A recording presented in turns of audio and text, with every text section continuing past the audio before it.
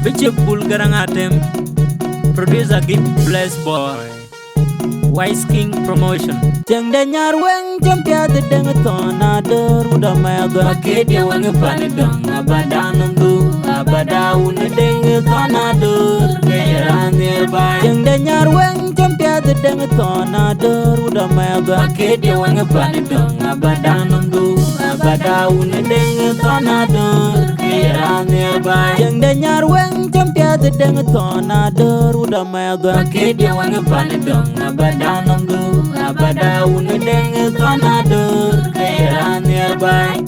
Deng tona der in banyo ibano mare adangarana yele nyelo yeloy ciceng dubya ciceng dong makedia ina dang panbor ina dang jenu pendeng ini kojarana ban. Deng tona der in banyo ibano mare adangarana yele nyelo yeloy ciceng dubya ciceng dong makedia ina dang panbor ina dang jenu pendeng ini kojarana ban. Deng tona der in banyo ibano mare adangarana yele nyelo yeloy ciceng dubya ciceng dong makedia ina dang panbor ina dang jenu pendeng ini kojarana ban.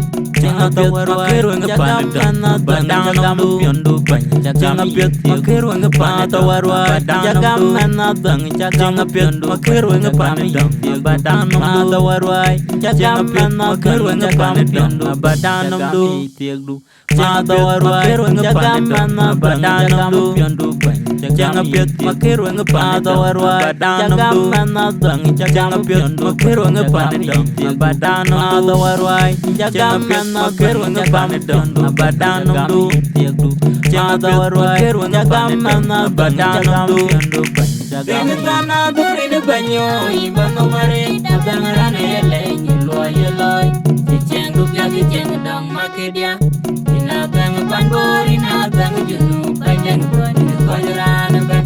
Deng tona der in banyo ibano mare adangarana yele nyelo yeloy ciceng dubya ciceng dong makedia ina dang panbor ina dang jenu pendeng ini kojarana ban. Deng tona der in banyo ibano mare adangarana yele nyelo yeloy ciceng dubya ciceng dong makedia ina dang panbor ina dang jenu pendeng ini kojarana Jeng ban. danyar weng jampia de deng tona der udah maga Makedia weng panedong abadanum du abadaun deng tona der keran nearby. Jeng danyar weng jampia de deng tona der udah maga Makedia weng panedong abadanum du abadaun deng tona der keran nearby. Jeng danyar weng jampia de deng tona der udah maga Makedia weng panedong abadanum du abadaun deng tona der keran nearby. Deng tona der in banyo ibano mare adangarana yele nyelo yeloy ciceng dubya ciceng dong makedia ina dang panbor ina dang jenu pendeng ini kojarana ban. Deng tona der in banyo ibano mare adangarana yele nyelo yeloy ciceng dubya ciceng dong makedia ina dang panbor ina dang jenu pendeng ini kojarana ban. Deng tona der in banyo ibano mare adangarana yele nyelo yeloy ciceng dubya ciceng dong makedia ina dang panbor ina dang jenu pendeng ini kojarana ban.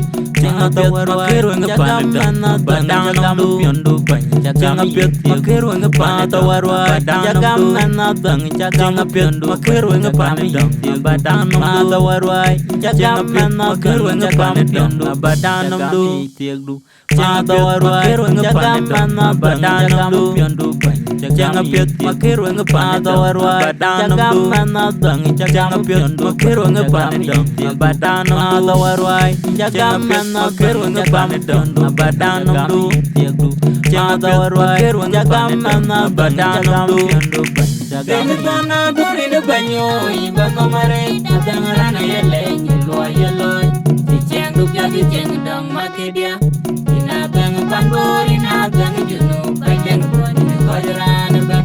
Deng tona der in banyo ibano mare adangarana yele nyelo yeloy ciceng dubya ciceng dong makedia ina dang panbor ina